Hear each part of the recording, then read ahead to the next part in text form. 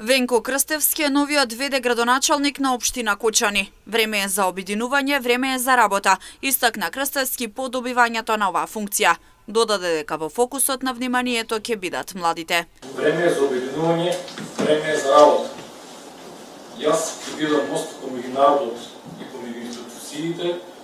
Фокусот ќе ми биде во младите, бидејќи младите се движечка сила која што треба да го изградат нашиот град.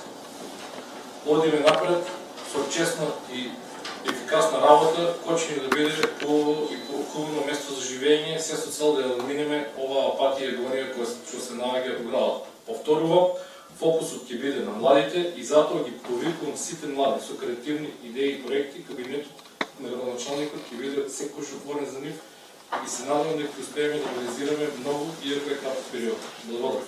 Венко Крстевски доби поддршка од советниците на СДСМ и коалицијата, а советничката од Левица гласаше воздржано и за двајцата кандидати и во двата круга на гласањето.